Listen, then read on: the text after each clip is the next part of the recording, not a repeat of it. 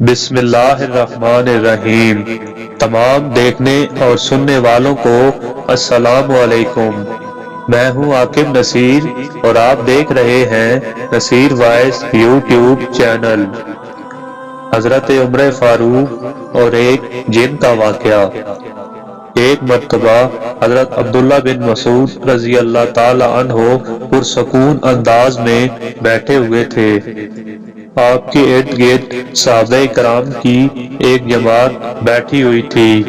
آپ ان صحابہ کو انوکھے انوکھے واقعات سنا رہے تھے۔ اسی دوران آپ نے فرمایا، رسول اللہ صلی اللہ علیہ وآلہ وسلم کے ایک صحابی کی ملاقات مدینہ کی کسی گلی میں ایک جن سے ہو گئی۔ اس جن نے ان صحابی کو کشتی کی دعوت دی، چنانچہ ان کے درمیان کشتی ہوئی۔ ان صحابی نے اس جن کو بچھاڑ دیا۔ وہ جن کہنے لگا، مجھے چھوڑ دو۔ صحابی نے اس جن کو چھوڑ دیا۔ پھر اس جن نے دوبارہ کہا، دوبارہ کشتی ہو جائے۔ چنانچہ ان میں دوبارہ کشتی ہوئی تو ان صحابی نے اس جن کو دوبارہ پٹخ دیا اور اس کے سینے پر چڑھ کر بیٹھ گئے۔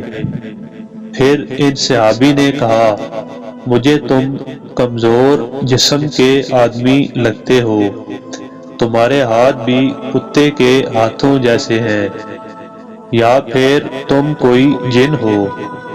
جن نے کہا، ہاں، خدا کی قسم میں جنوں میں سے ہوں۔ صحابی نے فرمایا، میں تمہیں اس وقت تک نہیں چھوڑوں گا جب تک تم مجھے وہ دعا نہیں بتاؤ گے جس کے ذریعے ہم تمہارے اثر سے محفوظ رہ سکیں۔ اس جن نے کہا، وہ آیت الکرسی ہے۔ کسی صحابی نے حضرت ابن مسعود رضی اللہ تعالی عنہ سے پوچھا، وہ صحابی کون شخص تھے؟ انہوں نے فرمایا، ایسے صحابی حضرت عمر فاروق رضی اللہ تعالی عنہ کے سوا کوئی اور نہیں ہو سکتے۔ اے عمر، تجھ سے شیطان ڈرتا ہے۔ نبی کریم صلی اللہ علیہ وآلہ وسلم ایک غزوہ میں لڑائی کے لیے تشریف لے گئے تھے۔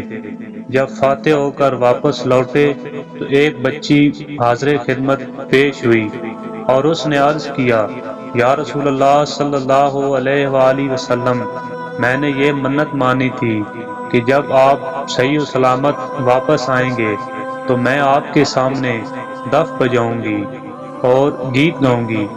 رسول اللہ صلی اللہ علیہ وآلہ وسلم نے فرمایا، اگر تم نے نظر مانی تھی تو بجا لو، ورنہ نہیں۔ اس بچی نے دف پکڑی اور بجانے لگی۔ اتنے میں حضرت ابو بکر صدیق رضی اللہ تعالی عنہ تشریف لائے تو وہ دف بجاتی رہی۔ پھر حضرت علی رضی اللہ تعالی عنہ بھی تشریف لائے، پھر بھی وہ بچی دف بجاتی رہی۔ اسی طرح حضرت عثمان غنی رضی اللہ تعالی عنہ بھی تشریف لائے، پھر بھی وہ بچی دف بجاتی رہی۔ اس کے بعد حضرت عمر فاروق رضی اللہ تعالی عنہ تشریف لائے تو اس بچی نے اپنی دف زمین پر پھینک دی اور خوف کے مارے بیٹھ گئی۔ اس پر رسول اللہ صلی اللہ علیہ وآلہ وسلم نے فرمایا، اے عمر، شیطان تجھ سے خوف کھاتا ہے۔